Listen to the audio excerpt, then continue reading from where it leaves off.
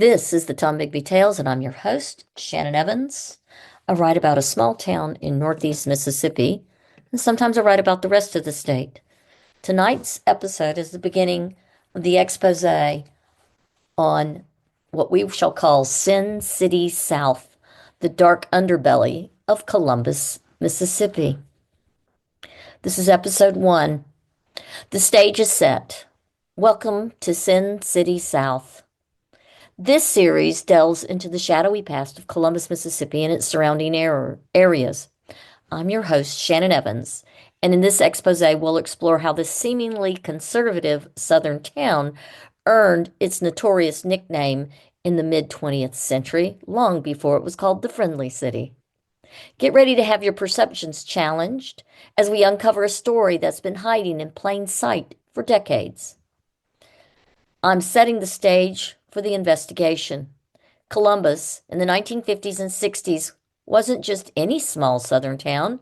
It was a hub of illegal activity where gambling, untaxed alcohol, and prostitution thrived in plain sight.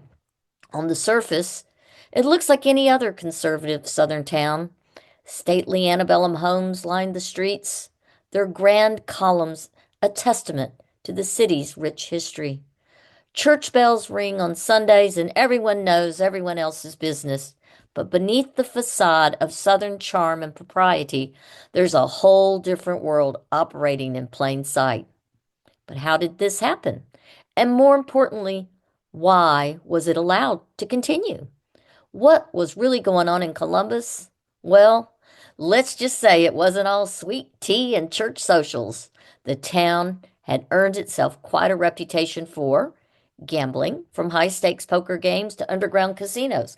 Columbus was a hotbed of illegal betting. Untaxed alcohol. We're talking moonshine here, folks. We're talking potent homemade liquor and bottled stuff straight from the shops.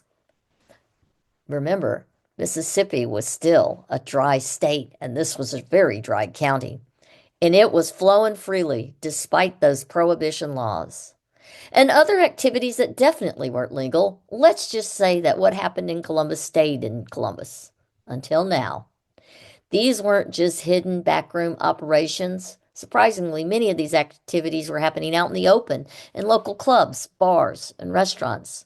These weren't back alley operations. These dens of iniquities, as some might call them, operated openly throughout Lowndes County. Law enforcement, lawyers, and even judges were well aware of these establishments. In fact, many were rumored to be some of the most frequent and favored patrons of said establishments. So this leaves us with some pretty big questions. How did this happen in a small southern town? Columbus wasn't Las Vegas or even New Orleans. It was a relatively small city in the heart of the Bible Belt. So how did it become a hub for such activities? So we have to ask ourselves, why did the powers that be turn a blind eye to such blatant lawlessness? Why was it allowed to continue once identified? This is perhaps the most intriguing question. Were law enforcement officials of the time just turning a blind eye? Or was there a system of payoffs and corruption back in the day? Who was benefiting from all of this? Obviously, someone or several someones was making a lot of money from these illegal activities. But who and how far did their influence reach? As we explore Columbus's past, we'll uncover some surprising connections and a complex web of relationships that kept the system going for years. We'll meet local business owners who led double lives, politicians who played both sides, and ordinary citizens who found themselves caught in the middle. As we dig deeper into Columbus's past, we'll uncover connections to organized crime, a host of unsolved murders, questionable suicides, and a web of corruption that extended far beyond the city limits.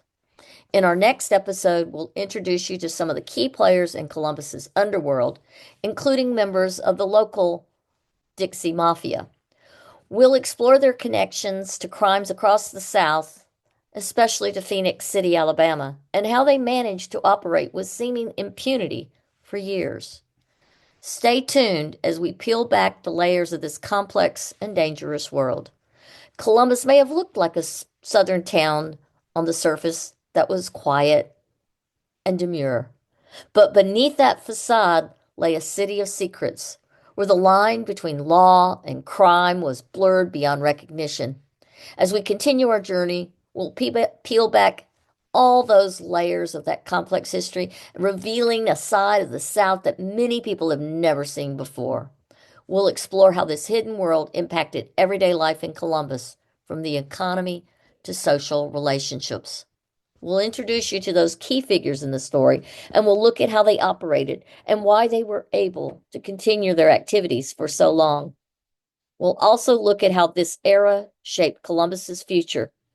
Did the city's reputation have lasting effects? How did later generations deal with this complicated legacy? And what can we learn from this chapter of history about the complexities of small town life and the power of open secrets? This has been Tombigbee Tales and Sin City South, the expose. I'm Shannon Evans, and we'll see you next time as we continue to uncover the hidden secret and history of Columbus, Mississippi.